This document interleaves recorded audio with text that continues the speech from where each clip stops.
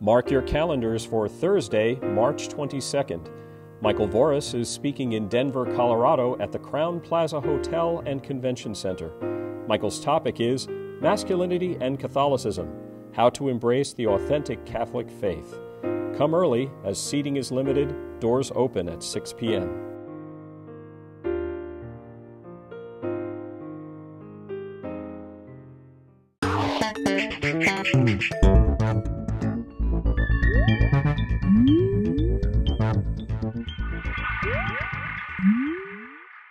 Hello everyone and welcome to The Vortex, where lies and falsehoods are trapped and exposed. I'm Michael Voris.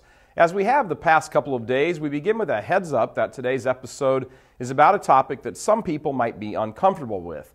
It's about masturbation, and today we'd like to talk about the struggle to overcome what can be a spiritually and psychologically devastating habit.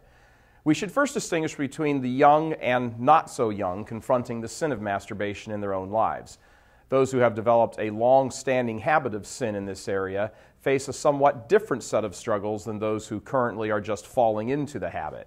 For those who are younger, teenagers, young adults, it can be very discouraging to try and avoid the habit. Various physical changes to the body's hormonal system as well as psychological maturation process can both lead to a feeling of near compulsion. When you consider that the entertainment world that most young people are exposed to makes light of masturbation and sexual temptation in the form of images, conversations, and music, and all of this is served up as part of a daily diet, it may seem impossible to not give in to this particular sin.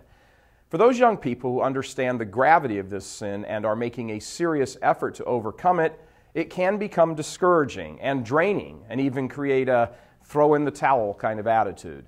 It's easy to succumb to all of those voices around you saying things like, it's okay, everybody's doing it, no big deal.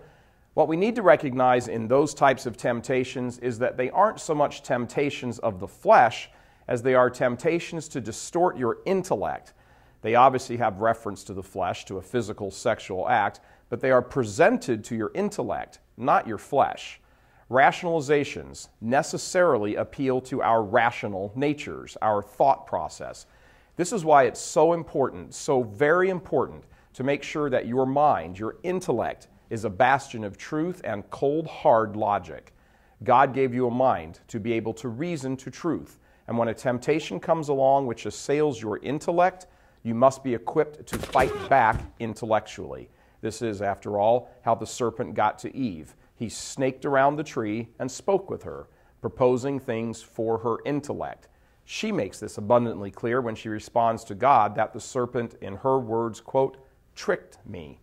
The temptation to sexual sin, especially masturbation, is actually an opportunity to grow. All temptation is. Temptation is the chance to choose the good, to do the right. So while we don't like these temptations when they show up, we need to consider that there is a silver lining. We also have to ask why we don't like temptation. The bottom line answer of why we don't like temptation is always the same, because down deep we know we are weak and we are very fearful that we will fall. We know our own histories. And yet, we will fall and give in every single time. It's our nature to be inclined towards sin.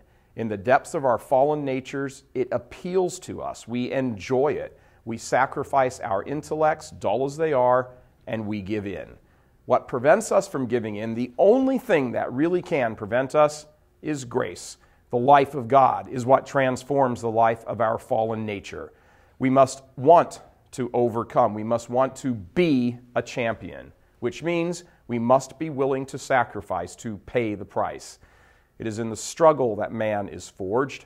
In order to engage in the struggle, we must understand, comprehend, intellectualize everything that is being laid out before us. It takes a tremendous act of the will to conquer sin, a hero's will, in fact. Being discouraged is for cowards. It's the very meaning of the word discouraged, without courage. Young men aren't called to be cowards. They are called to go to great heights of power and glory, to stand in the glory of God and use their powers for the good of others. Getting discouraged is exactly what your enemy wants. Discouragement further weakens you. It softens you up like you're getting punched out. It makes you more vulnerable when the next assault comes. and a horrible downward cycle begins. Behind that cycle is a self-view that is truly sad, a man reduced to a weak boy. But don't be discouraged. Don't see yourself as unable to overcome. Since this involves sin, it will take grace to overcome. And the good news is, what the good news has always been, that grace abounds. Tomorrow, we'll talk about some practical steps you can take to begin to overcome this sin. God love you. I'm Michael Voris.